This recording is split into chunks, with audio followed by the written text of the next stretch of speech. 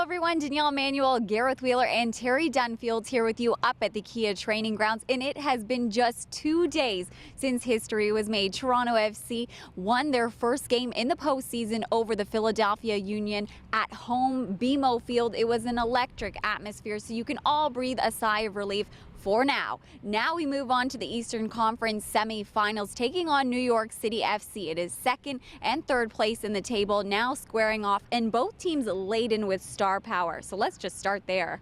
Yeah, the star power is unbelievable, and not only on our side, but their side as well. If you go through their team, Pirlo, huge Italian international. Since coming here, he's kept up to the pace with the MLS. One thing that I've noticed is he's playing higher up the pitch in a role where he doesn't have as much defensive duties, but he picks the ball up in great areas. Some of his passing has been unbelievable, and he almost plays the game at his own style. Frank Lampard, he struggled with injuries at the beginning of the season, but once he got fit, their good form coincided with him. Since he's come into, when he came into the team, they won 8, drew 2 in 12 games, and he's a real driving force for midfield. I've played against him. He's a nightmare to play against. Every time he has an opportunity to get forward, he just bombs forward. His running capacity is something else, and his experience of playing for Chelsea, of playing for England, he brings to the MLS. He came on in their last game, played on the back of a calf injury, so I'm sure he'll be fit and ready for this. And then, of course, David Villa. This guy's been unbelievable. One of the contenders for MLS Player of the Year. His finishing, something else.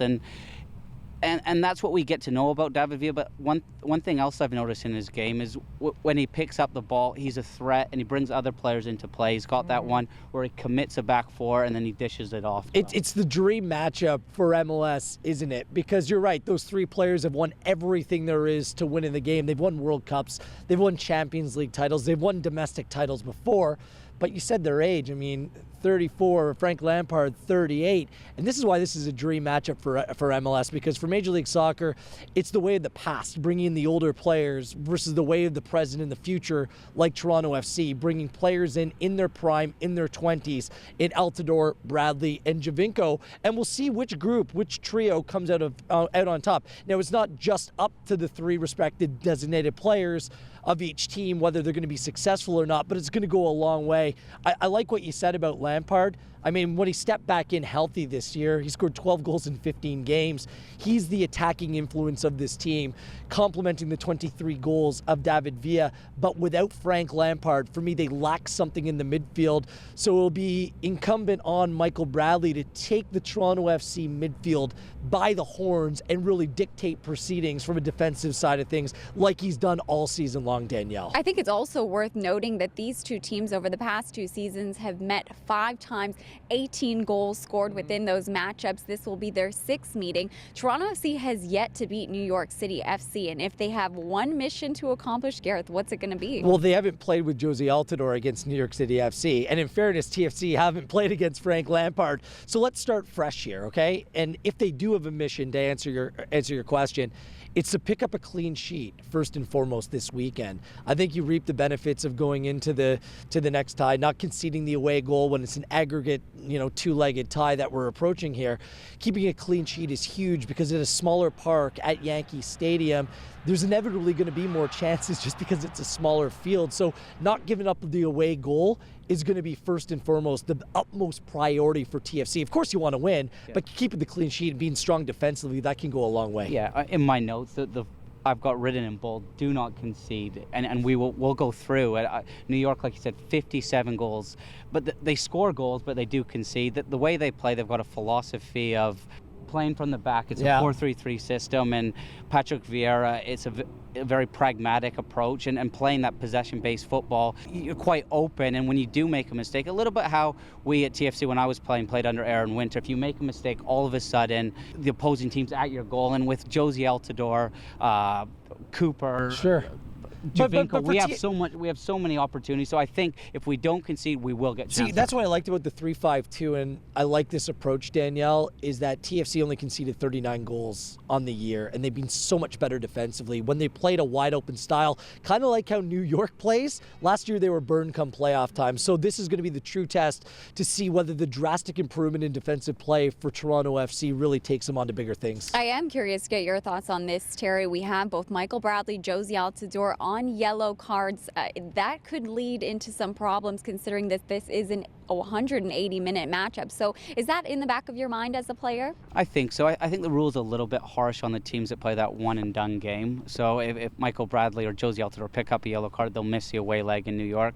Of course it's on your mind. You're worried, especially not so much Josie Altidore. You won't want to give a cheap one away, but the way he plays, you don't want to take anything away from his game. The thing you're worried about for Michael Bradley is that one in midfield where someone just gets away from you and you need to take that professional foul. You just drag them back, and it's harsh. You miss the next game. That's where it comes into play. Like, having played on a card before, it doesn't bother me throughout the game, but you can't take that cheap foul, that professional foul that you're speaking of. So it takes a little bit more discipline, but largely, Danielle, I think the storyline is being blown out of proportion right now. It's only an issue if they do pick up another card. They cannot let it affect them. What can we say? The past is the past. You can't change that. All you can do is focus on the future. We look ahead now to Sunday. Toronto FC hosts the first leg at BMO Field of the Eastern Conference semifinals. The atmosphere has been electric at BMO Field. Once again, we play under the lights.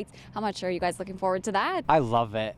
The 7 o'clock kickoff so much better. There's nothing better than playing under the lights. The fans definitely played their role. They were incredible, and the touch at the end of the game where the team was banging the drums, and it was kind of cool. In Michael Bradley's press conference after, he said, you know what, these fans have been through so much these last 10 years. That was a moment for them to really go out and enjoy, but the players know that this isn't the end. We're just starting, and hopefully this will be a long one. There's still some seats that should be filled up on Sunday that weren't on Wednesday night, but I'll say this, that crowd was loud. And at times during that match when players needed to be picked up a little bit, the crowd absolutely did that. The support in this league that Toronto FC's fans bring is second to none. Nobody's better than this group, and I'm thrilled that they're playing under the lights. There's just a professionalism about it. It makes it feel like even more of a big event than it already is. And I felt in the last sort of 10 games at BMO, there's a real relationship growing between the players and the fans. You see when they score, they're straight in the south end celebrating with them. And there was polls across talk radio in the city saying